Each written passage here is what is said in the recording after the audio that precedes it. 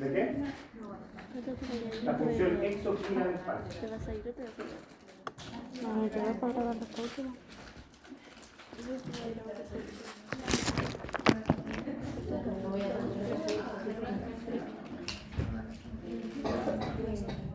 ¿Saben que yo estoy a punto de hacer un quiz de pancreatitis? ¿Qué? Estoy a punto de hacer un quiz de pancreatitis. Ah. La parte exocrina del páncreas. Dijimos que era un órgano mixto que tiene una función endocrina y una función exocrina. Parte de la función exocrina, ¿cierto? Va a ser la producción de ¿qué? Bicarbonato y las enzimas pancreáticas, ¿cierto? Que eso fue lo que hablábamos anteriormente, ¿cierto? Y que cuando hay una pancreatitis se ven afectados principalmente, ¿cierto? La producción de las enzimas pancreáticas y el bicarbonato. ¿Y eso va a estar producido? ¿Qué está produciendo eso? Los ácidos pancreáticos. ¿Ya? Y parte de la función endocrina del páncreas, ¿cierto? Va a estar la producción de ¿qué? Insulina y glucagón. ¿Ya? La insulina va a estar producida a nivel, ¿cierto?, de las islotes del Langerhans, ¿cierto? Las células beta van a producir la insulina y las células alfa van a producir el glucagón. Van a ser inversamente proporcionales porque obviamente la insulina se va a producir en situaciones, ¿cierto?, de hiperglicemia, aumento de la glucosa en sangre, ¿cierto? Lo que va a hacer esta insulina es servir como transportador, ¿cierto?, de la glucosa al interior de la célula, ¿ya? Y el glucagón lo que va a hacer, ¿cierto?, va a ser almacenado para en el caso de que haya pacientes, por ejemplo, personas, ¿cierto?, un poco, tengamos, ¿cierto?, situaciones de ayuno, aumente los niveles de glucosa en sangre, ya a nivel obviamente de la célula. ¿Qué va a pasar en la diabetes? Acá vamos a tener una alteración en el metabolismo de los hidratos de carbono, de los lípidos y de las proteínas, producto, ¿cierto?, del desequilibrio entre la insulina disponible y la necesaria. ¿Qué quiere decir esto? ¿Ya? Que como la insulina va a ser la hormona encargada, ¿cierto?, de transportar la glucosa a nivel de la célula, ¿ya? Esto puede ser, ¿cierto?, que los niveles de glucosa sean muy altos, ¿cierto?, y los niveles de insulina sean muy bajos. Entonces, solamente se va a poder transportar cierta cantidad, ¿cierto?, dentro de la célula y el otro va a producir hiperglicemia. Puede haber una alteración en este caso. Puede haber alteración, ¿cierto?, que el hígado, el páncreas, perdón, francamente no produzca ninguna hormona, o sea, no produzca insulina, y obviamente esta no va a poder ser transportada a nivel intracelular y va a estar dando vueltas en la sangre. ¿Ya? ¿Dónde debería importar, ¿no es cierto?, siempre que la glucosa esté dentro de la sangre? Porque cuando empieza a dar vueltas en la sangre es donde vamos a ver todas las complicaciones que vamos a ver después en las disertaciones. Como bien dice, puede haber una deficiencia completa de insulina, ¿cierto? O que la insulina, ¿cierto?, sea insuficiente o el organismo no responde, ¿cierto?, a la insulina que hay. ¿Ya? Cualquiera de esas causas no puede dar diabetes.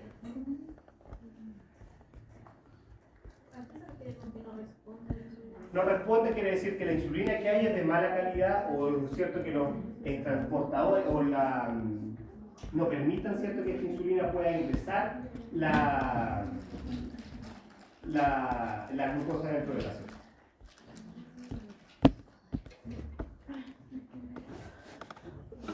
Como les dije, ¿cierto?, esta es una hormona que iba a ser producida por las células beta de los islotes del Langerhans a nivel del páncreas. Van a estar produciendo, ¿cierto?, constantemente esta hormona, que lo que va a tener, ¿cierto?, es que se va a unir a los receptores específicos, ¿cierto?, de insulina a nivel de la célula y van a permitir, ¿cierto?, obviamente el paso de la glucosa al interior de esta misma. ¿Ya? Cuando la insulina se une a estos receptores, ¿cierto?, es donde se generan señales que te permiten, ¿cierto?, generar, ¿cierto?, el pase de la glucosa a nivel de la célula. Eso quiere decir que a lo mejor la insulina, ¿cierto?, tenga alteración a nivel de los receptores y que no concuerden, ¿cierto?, y no pueden entrar, por ejemplo, en algunos tipos de diabetes. ¿Ya?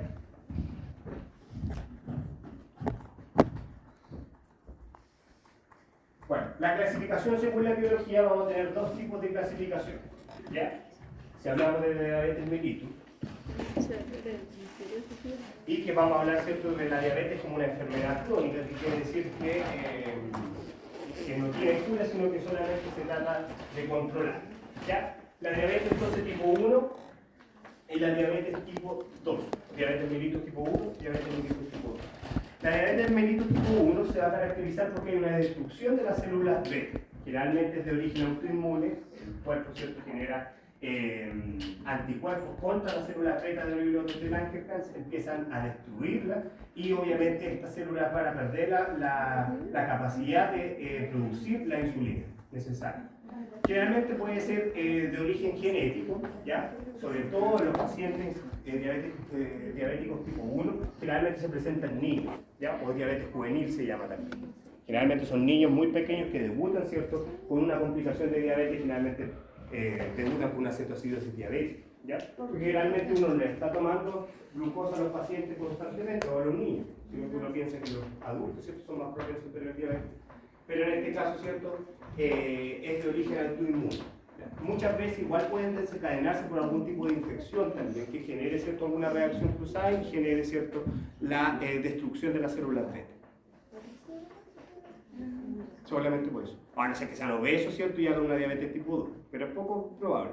Ah, ya, y por hereditario. Mira, puede haber, ¿cierto?, un factor hereditario, pero generalmente no es directo. ¿Ya? Generalmente en pacientes, por ejemplo, que son diabéticos tipo 1, no hay antecedentes de los padres que sean diabéticos generalmente. Pero sí puede haber un antecedente de algún familiar anterior o de tíos lejanos que puedan haber. ¿Ya? En cambio, la diabetes mellitus tipo 2, acá vamos a tener una resistencia a la acción de la insulina y que generalmente se va a ver en las personas más adultas, o como dice su compañera, ¿cierto? Si es que son niños, deberían ser muy mala suerte, porque generalmente el páncreas va a producir insulina y lo que ocurre, ¿cierto?, en la diabetes tipo 2, ¿cierto?, es que va a disminuir la producción porque se empiezan a agotar. ¿Ya? En este caso, ¿cierto?, aquí va a haber una resistencia a la insulina. ¿Qué quiere decir, cierto?, que la insulina que está produciendo el páncreas, ¿cierto?, puede ser muy poca, ¿cierto?, en comparación a los niveles de glucosa que necesitamos ingresar al organismo, ¿cierto?, pero que igual se está produciendo esta insulina. En cambio, en la diabetes tipo 1, acá no hay producción. ¿Se entiende? La otra es poca producción. Esta es poca producción. Esta es poca producción, ¿cierto? O la insulina es de mala calidad, ¿cierto? Y no sirve mucho. Pero acá en la diabetes tipo 1 no hay insulina, no produce insulina. Pero entonces cuando se habla de resistencia a la insulina sería... Es una etapa previa a la diabetes. Previa. Entonces, ¿no sería la diabetes tipo 2?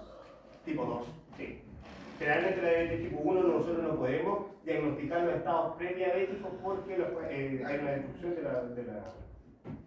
las células de... Yo no sé, pero eso de la prediabetes existe porque una vez un médico me dijo de que no existía la O sea, no existe. Como prediabetes, no, pero sí hay estados que pueden llevar, ¿cierto?, a un estado de diabetes. Pero es ya en el caso de resistencia a la insulina ya no es sensible, o sea, ¿conduce sí o sí a la diabetes?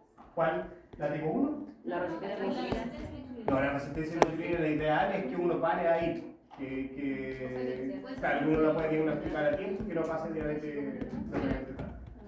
Pero entonces no se revierte, se mantiene. O sea, con cambio de estilo de vida, alguna administración de algunos fármacos como metformina, se puede retrasar el proceso. Y ahí después pasa a diabetes solo. Pasa a diabetes tipo 2. No, pero de diabetes tipo 2, después aquí pasa. ¿Cómo? ¿Te mueres? Resistencia a la insulina.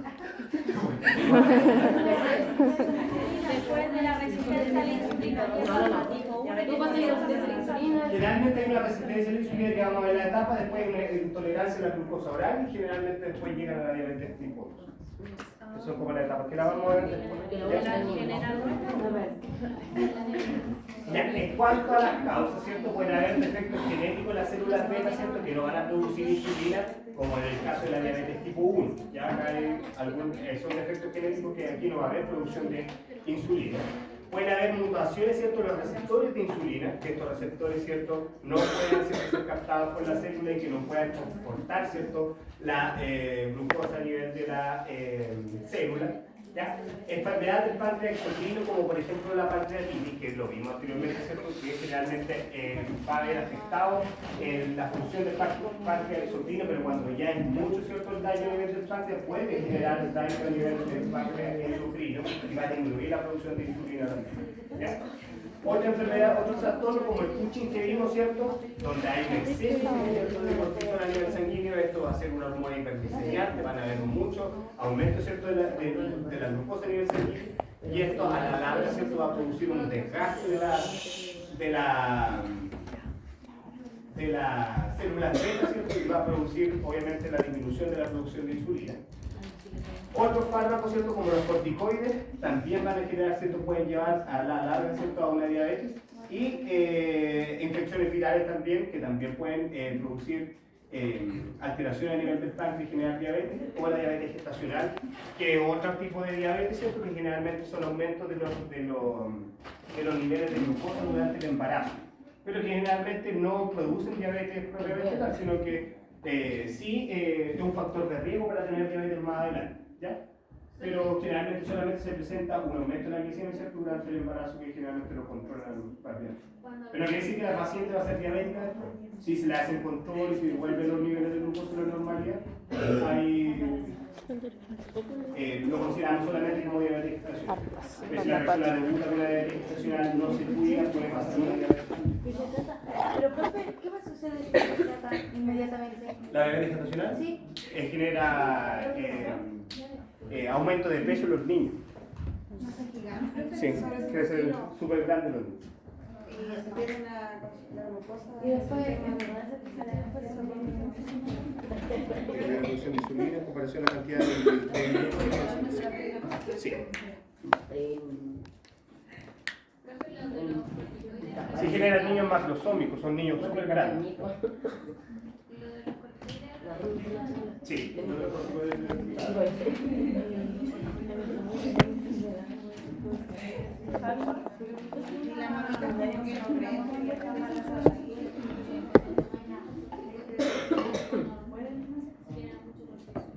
¿Con diabetes?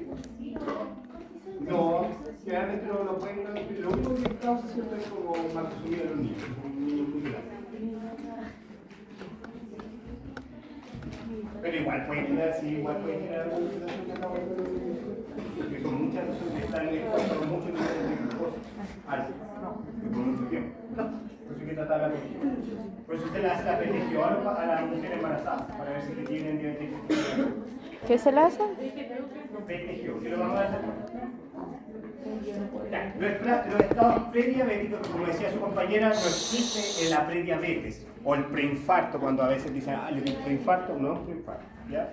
Puede ser una angina, ¿cierto? De pecho, una angina inestable, mañana vamos a ver si se acuerdan de eso. Ya, pero el estado prediabético, ¿cierto? Van a ser, ¿cierto? Antes de llegar a una diabetes, ¿ya? Pero que tienen otros nombres, obviamente, que lo vamos a ver como de tensión. La glicemia normal en un paciente, ¿ya? O una persona, ¿cierto? En ayuna, considerando una ayuna de 8 horas, por ejemplo, yo dejé de comer a las 12, ¿cierto? Me hago el examen a las 8 de la mañana, ya tendríamos como 8 horas de ayuno. Hasta 6 se puede aceptar, ¿ya? Van a ser niveles de glucosa menor a 100 miligramos por decilitro, ¿ya?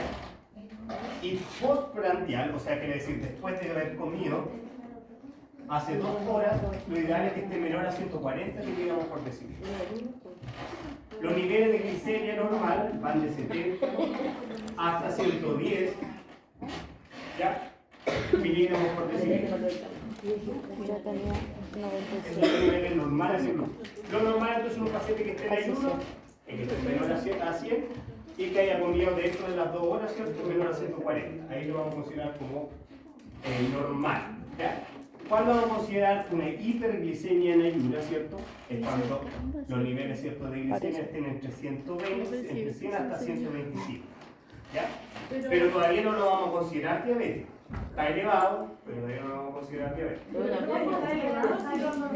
¿Cómo?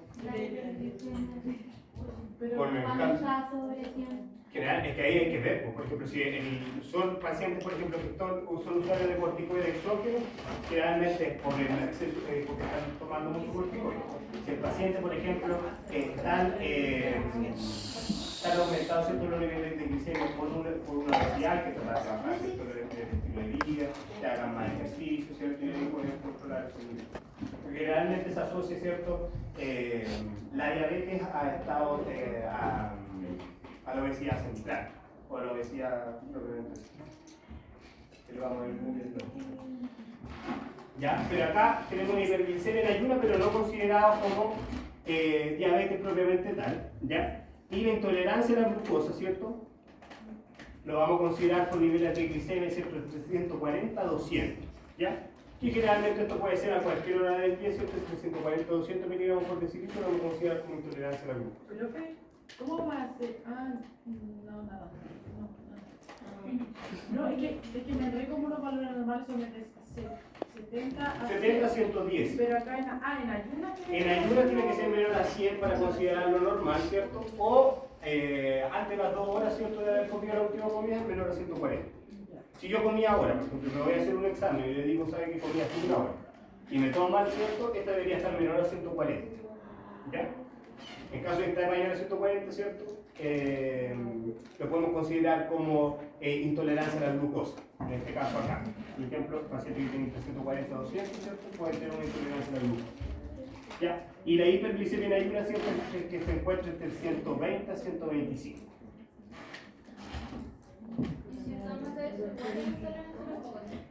Profe, Acá vamos a ver los criterios de diagnóstico de diabetes. profe, ¿qué pasa si uno hace más horas de ayuno? No, da lo mismo. No, O sea, es que lo mismo que sean 8 horas. Pero sí podrían afectar que estén más bajas de lo normal. Solo eso. Sí. Bueno, en cuanto a los criterios, ¿cierto? Diagnósticos de diabetes, vamos a encontrar, ¿cierto? Los signos característicos que sería polidipsia. ¿Y qué sería polidipsia?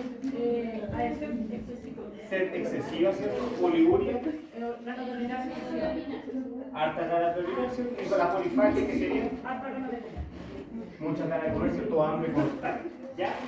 ¿Cuándo vamos a considerar que un paciente es diabético? Cuando le tomamos una glicemia aleatoria, que quiere decir a cualquier hora del día, mayor a 200 miligramos por decilitro. Yo ya ahí debería considerar si un paciente diabético. Si yo llego, por ejemplo, a una de ustedes, le tomo una glicemia y está mayor a 200, ya debería ser considerarla diabética. En aquellos pacientes, por ejemplo, con ayuna mayor a 8 horas, y si este tiene 2 glicemias, ¿cierto?, en 2 días distintos, mayor a 126 miligramos por decilitro, también lo vamos a considerar diabetes. ¿Ya?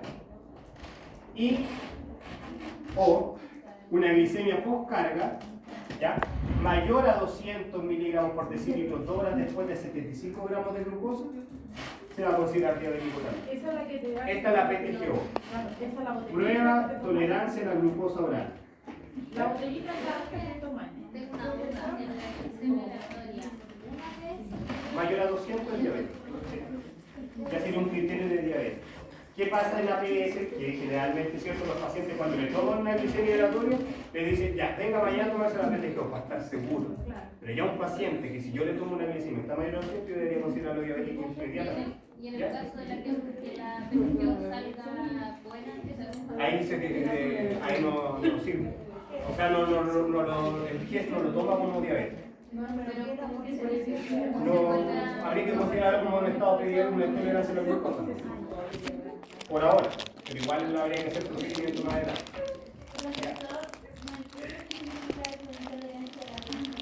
Intolerancia a la glucosa quiere decir que hay muchos niveles de glucosa en sangre, pero los niveles de insulina son más bajos. Pero aún así no llega a un estado de diabetes. ¿Ya? O sea, el estado como previo a la diabetes. ¿Ya? Y después lo vamos a ver. Entonces, con 2 glicemias en ayunas mayor a 8 horas, ¿cierto? O sea, mayor o igual a 126. O sea, yo le tomo la glicemia al paciente en ayunas y le sale, ¿cierto?, 130. Ya, yo le voy a decir, ya venga mañana a tomarse el mismo examen con 8 horas y si el otro sale mayor a 126, ¿cierto?, 128, ya yo lo podría considerar como diabetes. Pero ¿qué hacen en la APS? Le piden PTGO igual. La prueba de tolerancia a la glucosa oral lo que quiere decir, ¿cierto?, que yo le voy a tomar una glicemia en ayuno al paciente. El paciente tiene que ir con 8 horas de ayuno, ¿ya? Se le tomo un examen de sangre previo, ¿cierto?, a esto. Se les van a dar 75 gramos de glucosa, que es una botella que es como un cubo, ¿ya? Entonces se le da a tomar este cubo al paciente y se esperan 2 horas después y se le vuelve a tomar el examen. Y ahí se ve si es que esta glicemia es mayor a 200, lo vamos a considerar como diabetes.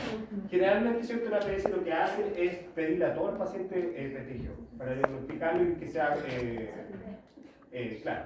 Porque esto igual puede ser alterado por algún otro tipo de factor.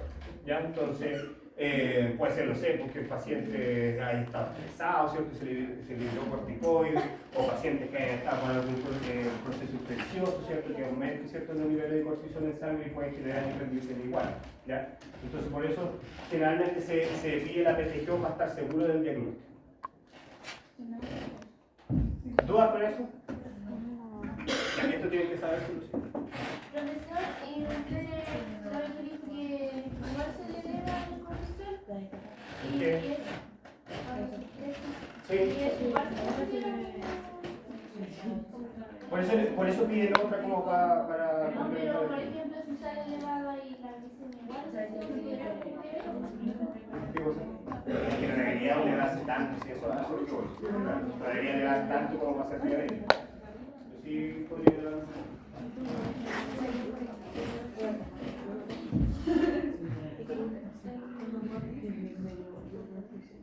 Ya, vamos a hablar entonces de la diabetes tipo 1, la diabetes mellitus tipo 1, que sería, ¿cierto?, la diabetes menos común. Va a afectar, ¿cierto?, al 5% de todos los pacientes diabéticos a nivel del mundo, ¿ya?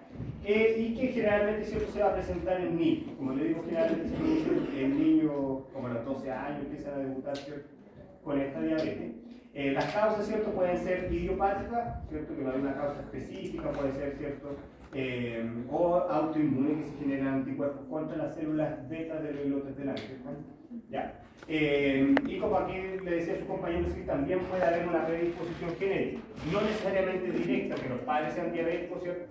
Porque la diabetes tipo 1 no tiene nada que ver con la diabetes tipo 2, ¿ya? No porque mi paciente, que mi papá sea diabético tipo 2 o yo sea diabético tipo 2, puede tener un paciente, un hijo con diabetes tipo 1, ¿ya?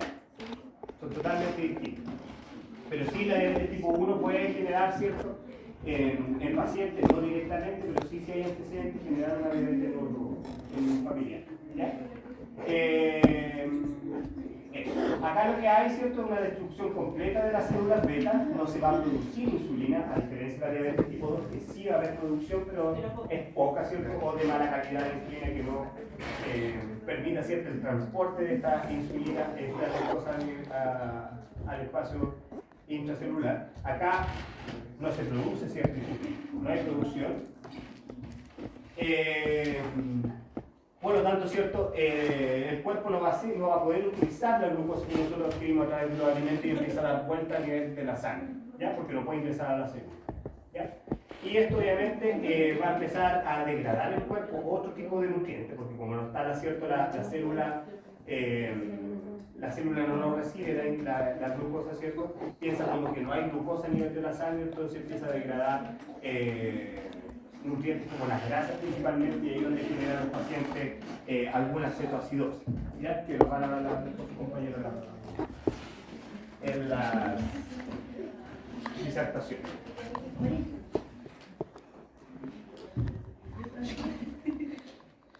En este caso, los pacientes, el único tratamiento es la administración de insulina exógena, sí o sí, ¿ya? Porque acá no hay administración de insulina, o sea, no hay insulina producida por las células beta, entonces tienen que sí o sí recibir insulina de forma exógena, ya sea lenta o rápida, dependiendo, ¿cierto?, del nivel de glucosa, o ultra lenta, ¿cierto?, en el caso de aquellos pacientes, sobre todo los niños, por ejemplo, que ocupan solamente una vez por día y van recibiendo, ¿cierto?, las respuestas después de cada comida, dependiendo de la severidad de su, o la del régimen también, porque hay niños que son diabéticos y que generalmente los papás no tienen mayor control con ellos y comen y aún así van a producir aumento los niveles. La diabetes tipo 1 no lleva a ¿Obesidad?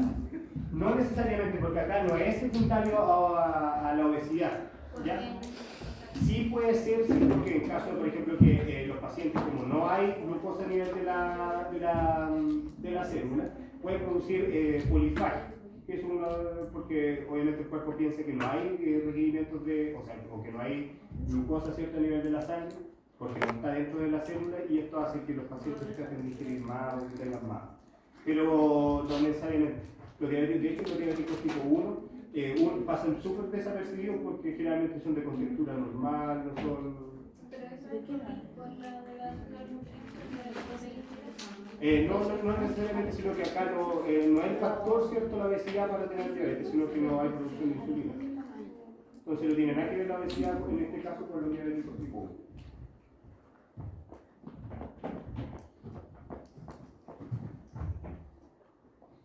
Ya, y al contrario entonces la diabetes tipo 2, acá hay una deficiencia relativa de la insulina, ¿cierto? Que puede estar aumentada, los niveles de insulina pueden estar normales o pueden estar muy disminuidos. ¿Ya?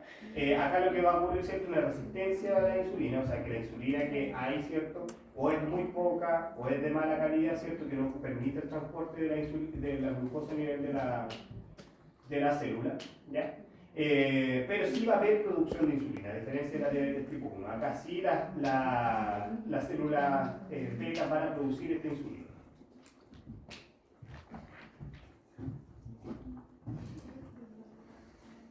Estas son las fases evolutivas, ¿ya? Lo primero que va a haber, por ejemplo, si nosotros lo vemos acá, va a haber una resistencia de insulina, ¿ya? ¿Qué quiere decir esto? Hay vamos a encontrar esto que, por ejemplo, estos son los niveles de insulina en sangre.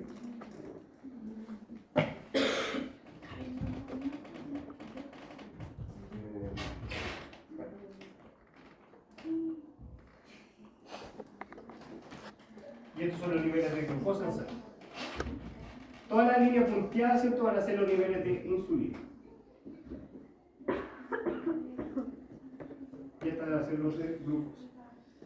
En primera instancia, lo que va a producir, ¿cierto?, cuando hay una resistencia a la insulina o la diabetes tipo 2, perdón, porque la 1 no va a haber insulina, lo que va a producir, ¿cierto?, que esta insulina, como es de mala calidad, ¿cierto?, o no provoca, ¿cierto?, que la glucosa pase dentro de la célula, se va a producir una hiperinsulinemia, ¿ya?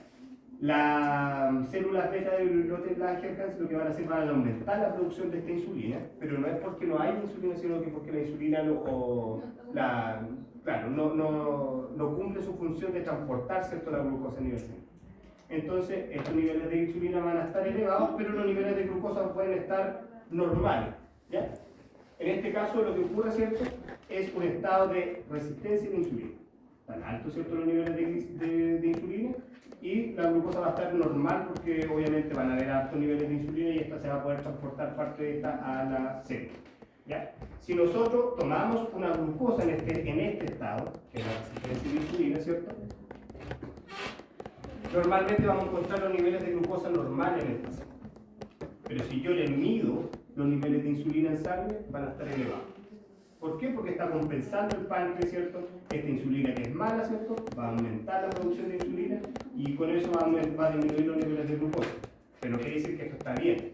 Si bien los niveles de glucosa están normales, pero la insulina está tan alta que no sirve de mucho porque esto va a empezar, ¿cierto?, a desgastarse en algún momento y va a empezar a disminuir la producción. ¿Se entiende? Sí. ¿Ya? Y acuérdense que en la resistencia a la insulina, ¿qué es lo que iba a provocar en los pacientes? Los niveles altos de insulina, ¿se acuerdan cuando hablamos de insuficiencia cardíaca?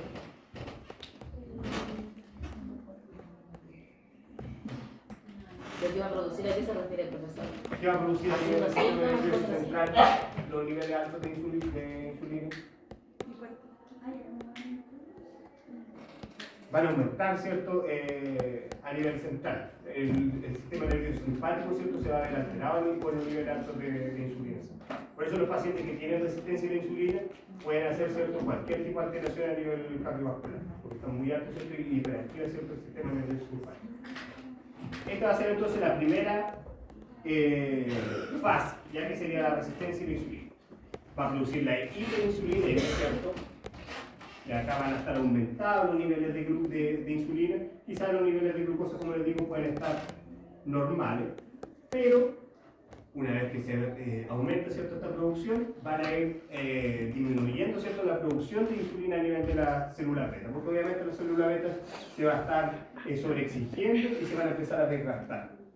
Entonces a poco se va a ir bajando, ¿cierto?, los niveles de insulina y obviamente los niveles de glucosa van a ir aumentando de forma paulatina. ¿Ya?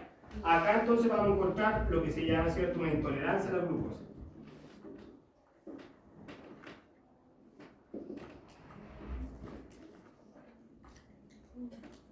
que sería como un estado de prediabetes, que lo debería mencionar así como dice su compañero, porque no existe este estado, sino que se llama intolerancia a la glucosa. Ese es el verdadero nombre. ¿Ya? Donde, ¿cierto?, los niveles de insulina van bajando y van aumentando los niveles de glucosa, pero todavía no llega a la diabetes. ¿Cuándo llega la diabetes, cierto? Cuando aumentan los niveles de glicemia en ayuno, que sería la última. Acá se encontramos la diabetes. Los niveles de glucosa están muy altos y los niveles de insulina están muy bajos porque obviamente no se alcanzó a frenar esto antes. ¿Ya? El paciente no cambió su estilo de vida, tuvo una alta ingesta de hidrato de carbono, por ejemplo, y los niveles, ¿cierto?, de insulina empezaron a bajar hasta que se agotó la producción. Acá puede haber producción, pero muy baja, ¿ya? Y no alcanza a compensar, ¿cierto?, los niveles de glucosa altos.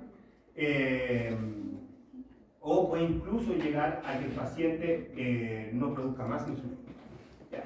Estos son los términos de insulino dependiente y insulino requiriente, que son dos totalmente distintos. Insulino dependiente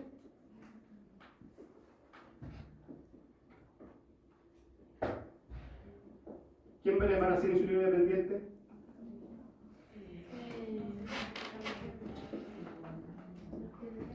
La persona que tiene diabetes tipo 1. Los tipo 1, porque ellos no van a producir insulina. Y los requerientes son los tipo 2. Y los requirientes van a ser aquellos con diabetes mellitus tipo 2, que obviamente se van a ver agotadas las reservas, ¿cierto?, de insulina a nivel de las células beta y que generalmente después llegan a usar insulina. Por eso, muchos pacientes que son diabéticos tipo 2, que solamente se trata, ¿cierto?, con hipoglicemias cerebrales como biguanida, por ejemplo la metformina, o sulfonilureas como la glibenclamida, ¿cierto? Después se empieza a agotar igual la reserva, ¿cierto?, de insulina y generalmente llegan a requerir, ¿cierto?, de insulina de forma exógena. Esos son los insulinos requirientes y los insulinos dependientes van a ser los que van a depender de siempre de insulina. ¿Dudas con esto?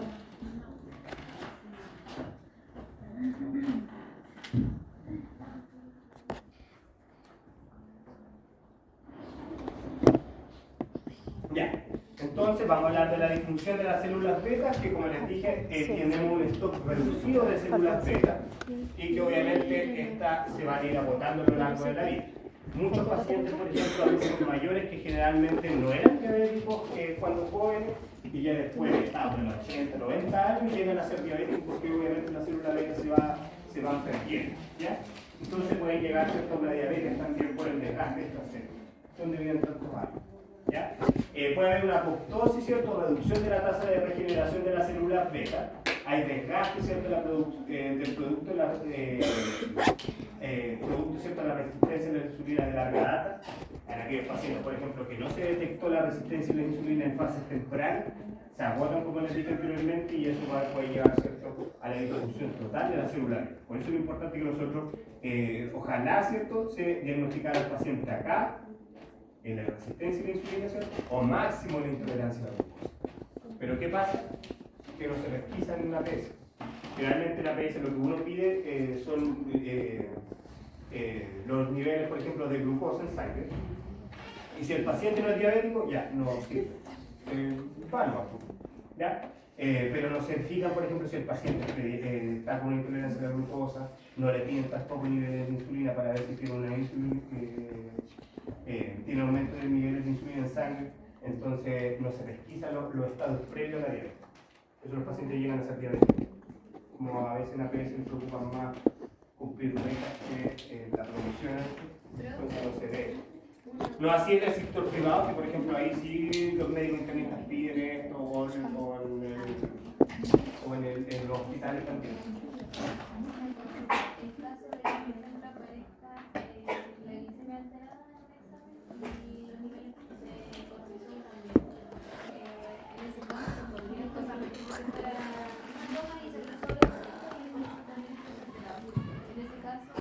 Ahí debería, va a depender. Lo ideal es que tratar, ¿cierto?, la causa, ¿cierto?, de los niveles altos de cortisol.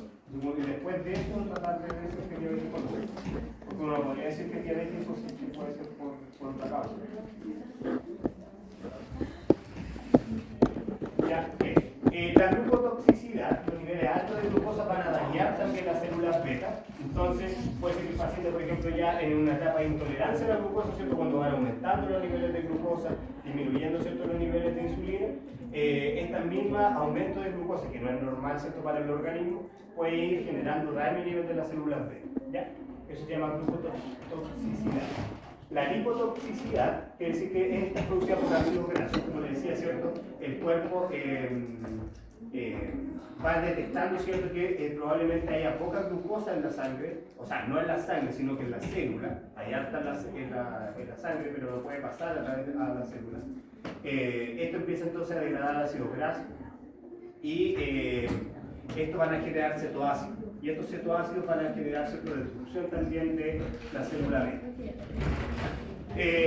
Aquí están los conceptos entonces de insulino dependiente, que como les dije, van a ser pacientes ciertos diabéticos tipo 1 que no tienen insulina, ¿cierto?, y que requieren insulina exógena de por vida, y los insulinos requirientes, ¿cierto?, que van a ser los diabéticos tipo 2 que por el desgaste de las células beta necesitan insulina después más adelante, ¿ya? Muchos pacientes diabéticos tipo 2, ¿cierto?, terminan usando esta insulina exógena, como les dije, ¿cierto?, por el desgaste de la misma célula.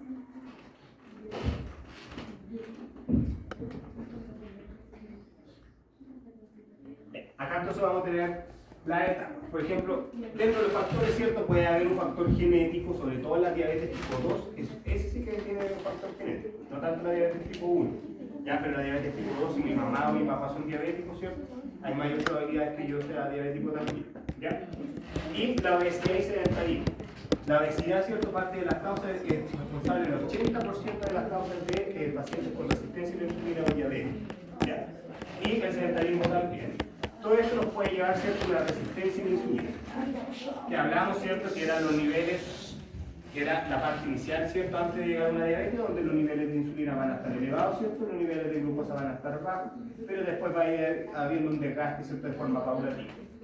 ¿Qué va a pasar en la resistencia a la insulina? Va a haber una disminución, ¿cierto?, en la captación de glucosa, porque obviamente, ¿cierto?, la insulina, ¿cierto?, no es de buena calidad.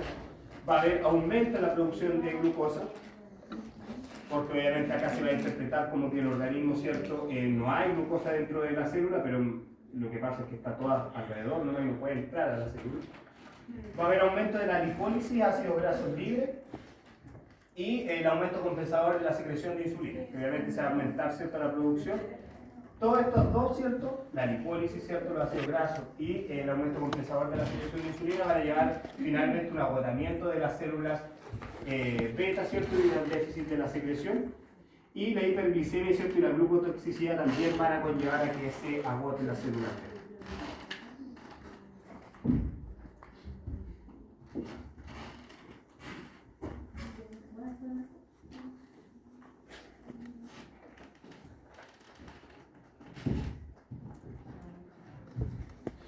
Consecuencia de la resistencia a la insulina, va a haber, ¿cierto?, paciente va a hacer hiperglicemia.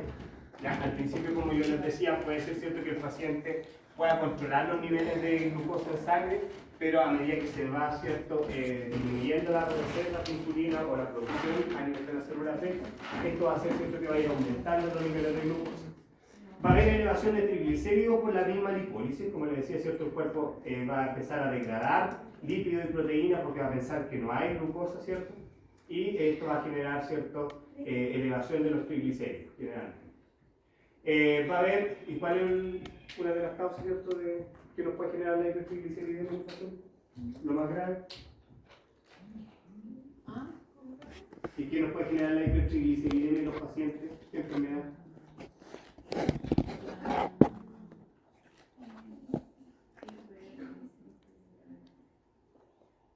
Hipertriglicéridos.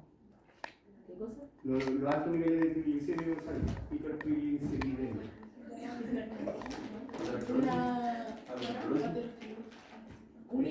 Está más el colesterol LDL está más asociado a la aterosclerosis. O sea, los triglicéridos también, pero más LDL.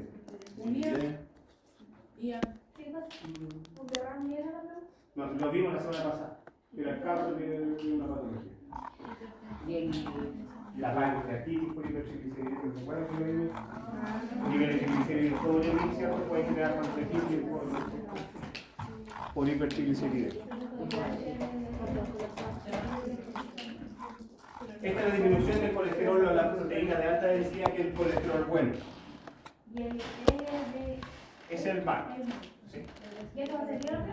¿Ah? ¿Va a salir en otra vez o no? No sé. Este para la segunda. Sí, la compro, necesito que entra para la segunda. La misma resistencia a la insulina puede ser entonces que va a activar el sistema nervioso simpático, los altos niveles de insulina, ¿cierto? Y esto va a generar ¿qué cosa? Hipertensión.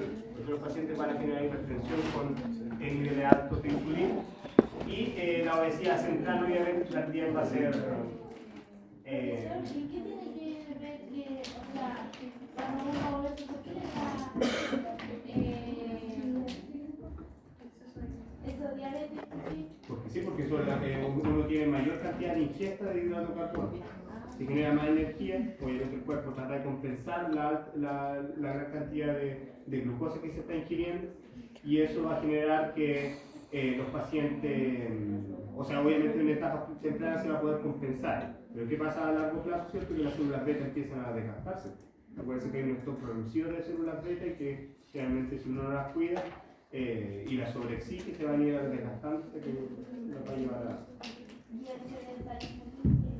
También, porque si tú no eres sedentario, consumes harto, no gastas energía, se empieza a acumular más y empieza a aumentar los niveles de glucosa en sangre.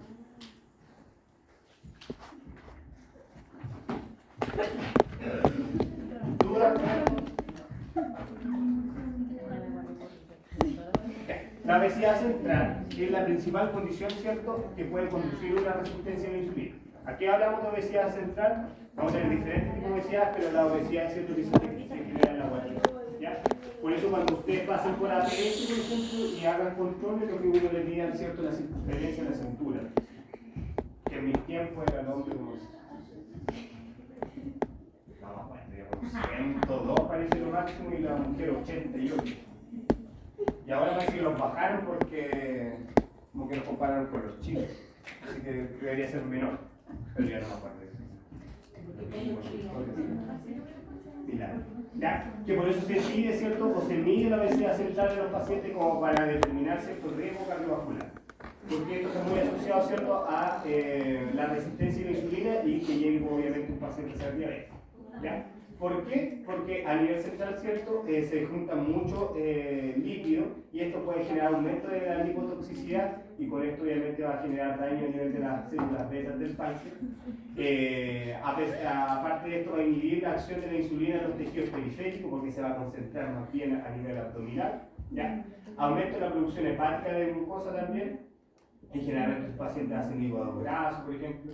Depósitos grasos, ¿cierto?, en tejidos no adiposos y que, como yo le decía, van a ser hígado graso.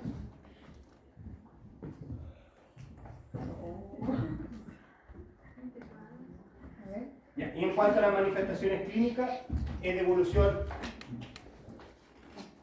La diabetes va a ser de evolución rápida o lenta dependiendo, ¿cierto?, del tipo de diabetes. Si es diabetes tipo 1, generalmente la evolución es súper rápida. El paciente debuta al tiro con un acetoacidosis diabético porque de un rato a otro se deja de producir insulina. Pero en cambio la diabetes mellitus tipo 2, ¿cierto?, va a ser más lenta. Se van a ir desgastando de a poco las células beta, ¿cierto? Y generalmente, ¿cierto?, uno se da cuenta cuando ya el paciente es diabético porque su cuerpo trata de compensar los estados previos. ¿Ya?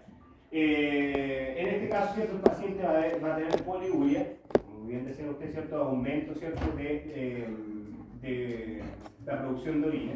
Y esto generalmente por los niveles altos de glucosa genera, ¿cierto?, un efecto osmótico que hace, ¿cierto?, que produzca, ¿cierto?, la eliminación de glucosa a través de la orina más agua. Ya entonces se empieza a eliminar agua. La polidipsia, por lo mismo, como se elimina harta agua, ¿cierto?, el paciente va a tener la necesidad de tomar más agua, porque se activa la DH. Y la polifagia, que en este caso, ¿cierto?, se va a producir, ¿cierto?, en este caso se inhibe la DH. Y la polifagia obviamente se va a producir porque como no hay glucosa, ¿cierto?, dentro de las células, se va a interpretar como que hay poca reserva y va a producirse el ingesta. ¿Qué más? El paciente va a estar con pérdida de peso. Generalmente cuando se diagnostica a los pacientes han perdido peso. Por eso es importante que un paciente que ha perdido 7 kilos, ¿cierto?, en 2 meses o 10 kilos en 2 meses, que se haga examen de sangre para ver si puede ser diabético. Pero eso es con el inicio. Sí, durante el diagnóstico. No, al inicio no. Al inicio generalmente están muy... se asocia la obesidad central y la obesidad, pero ya después cuando se va a diagnosticar, generalmente ahí les bajan de peso de forma aguda. Pero ahí ya están con el diagnóstico de diabetes. Y la candidiasis genital, que generalmente cuando ¿cierto?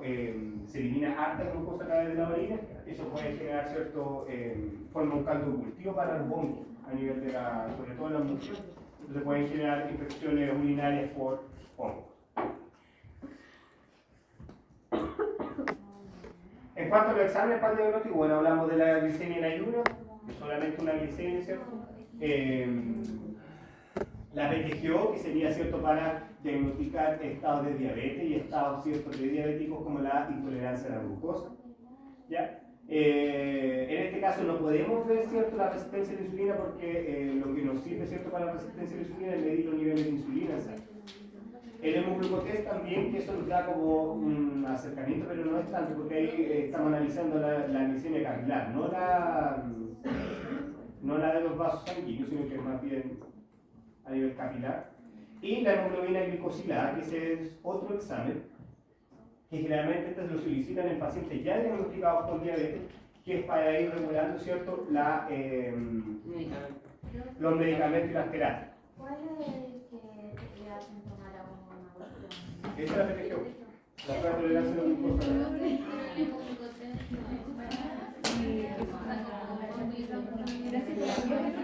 Sí, generalmente eso para ver el control de los pacientes diabéticos, no sirve para el diagnóstico, pero sí, si tú te tomas por ejemplo glicosilada, que esa generalmente se pide en pacientes ya diabéticos, que lo que mide ¿cierto? Es los niveles de glucosa a nivel de los eritrocitos. ¿Ya?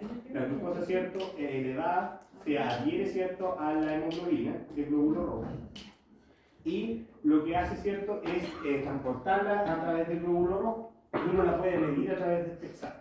¿Por qué es importante medir este examen en vez de otro para el control? Porque esto es por hemoglobina. En cuanto a los parámetros físicos que nos hacen sospechar de una resistencia a la insulina, vamos a encontrar la obesidad central. El paciente que ya tiene obesidad central, nosotros podemos sospechar que tiene una resistencia a la insulina y podemos solicitar ciertos niveles de insulina o niveles de glucosa para diagnosticarlos previamente y que no pasen a diabetes. ¿Ya? Otra cosa ¿cierto? Es la lactosis nigricans, que es el oscurecimiento ¿cierto? De la zona del cuello. No sé si han visto pacientes o personas que no es pimiento, para que no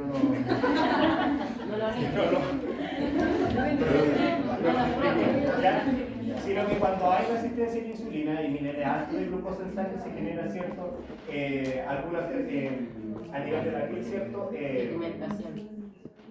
aumento cierto de los melanocitos también y esto va a generar que se generen factores de crecimiento a nivel de la piel y va a generar que se ponga más oscura esta parte, generalmente en el cuello. ¿Ya? Y la persona trata de limpiarse, piensa que es suciedad, pero no es.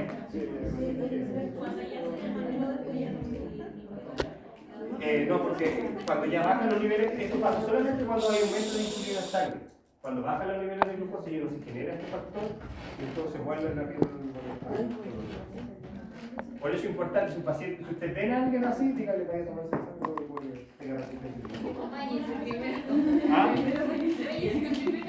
Primero báñese, si no le sabe, vaya a tomar. Y lo otro son los atrocordones, que es por lo mismo. También se genera cierto este factor de crecimiento a nivel de la piel y van a generar cierto como estos lunares así pequeños. No sé si lo han visto.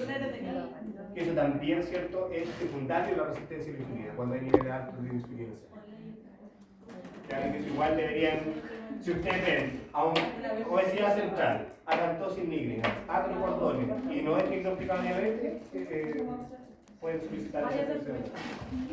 Bueno, estas son los menstruales igual en las mujeres y ovario poliquístico también, que la resistencia a la insulina se ve también asociado ¿cierto? Al ovario poliquístico. Creo que la resistencia a la insulina debido al ovario poliquístico. No, y el ovario, la resistencia puede generar ovario poliquístico. Pero eso significa que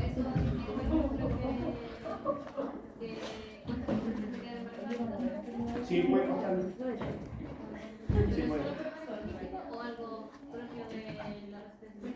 No, por el no por la quería preguntarle que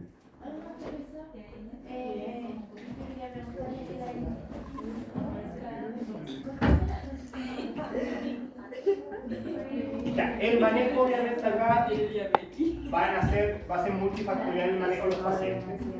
Siempre se va a partir, ¿cierto?, con el tratamiento farmacológico. En este caso, ¿cierto?, se puede dejar la metformina, que es la que más se utiliza en estado previo a la diabetes, ¿cierto?, y hacia la intolerancia a la glucosa, porque ayuda a la recaptación, ¿cierto?, a nivel de la célula de la glucosa, ¿ya? Y disminuye, ¿cierto?, la absorción de hidrato de carbono a nivel intestinal, la metformina. Pues estos pacientes generalmente refieren, ¿cierto?, que les dan muchos problemas gastrointestinales, tienen diarrea, por la metformina, por lo mismo, ¿ya? Pero un muy buen fármaco. Es muy bueno para prevenir, ¿cierto?, la etapa previa a la diabetes. ¿Ya? No, o sea, lo único que nos afecta el peso es la deposición líquida. Pero hay gente que no le pasa nada. Pero hay algunos que lo que más refieren es que como que les da diarrea con la metformina. ¿Ya? Obviamente la dieta de estos pacientes que disminuir, ¿cierto?, el consumo de hidratos de carbono, porque obviamente es la fuente de lo que más nos genera, ¿cierto?, glucosa a nivel sanguíneo, y hay que tratar de que tenga una dieta equilibrada lo más posible. Obviamente igual disminuir el consumo de frutas, tampoco se la pueden comer toda la fruta, porque hay gente que piensa que la fruta porque es sana puede comer de todo, pero acuérdense que la fruta se transforma en fructosa y eso al final se transforma en azúcar a nivel de la sangre. ¿Ya? ¿Ah? Pero las verduras no tanto. O sea, si pueden comer fruta, pero no en exceso, los diabéticos no pueden comer en exceso. Siempre van a tener una. Por ejemplo, el plátano evitando porque tiene mucho azúcar, la sandía tiene mucho azúcar, la uva tiene mucho azúcar. Claro, todo eso. Pero para eso está la nutricionista que te den dieta. ¿Cómo? No, porque estamos de la diabetes tipo 1, diabetes tipo 1, diabetes tipo 2, la diabetes gestacional. Eso se genera ¿cierto? Durante el embarazo y la diabetes insípida. No, pero acuérdense que se lo mencioné como una alteración en el receptor. Y ahí lo que produce, ¿cierto?, son diuresis muy aumentadas, que producen mucho eliminación de orina. La más común es la diabetes tipo 2, porque el 5% de todos los diabéticos tipo 1. Ya, en este caso, pueden producir, ¿cierto?, el caso, si el paciente, por ejemplo, tiene una dieta equilibrada, ¿cierto?, pueden hacer ejercicio físico y pierden de peso, una vez diagnosticado, ¿cierto?, cualquiera de estas dos etapas se puede reducir, ¿cierto?, el riesgo de que la paciente sea diabética con un 58%. ¿Ya? El uso de metformina reduce también el riesgo en un 30%, o sea, aquí ya tendríamos cuánto, casi el 80%, casi 90%. Entonces, por eso es importante diagnosticarlo antes. Los cambios de hábitos pueden revertir la resistencia insulínica, ¿cierto? Y en casos ya diagnosticados de diabetes se puede usar otro tipo de hipoglicemiante, como por ejemplo la glibenclamida, por ejemplo, que no secreta poco, porque aumenta la producción de insulina a nivel del páncreas. Esa también se puede complementar con la metformina en pacientes de diabetes. O ya cuando ya no producen cierta insulina y se retractan, ¿cierto?, las células beta, pueden llegar a ocupar insulina. Profesor, ¿puede? No, solamente la pueden controlar. O sea, ella tiene que controlarse de por vida. Controlar, ¿cierto?, la ingesta de hidrato de carbono, que se toman los medicamentos todos los días. Pueden. ¿Está abierta?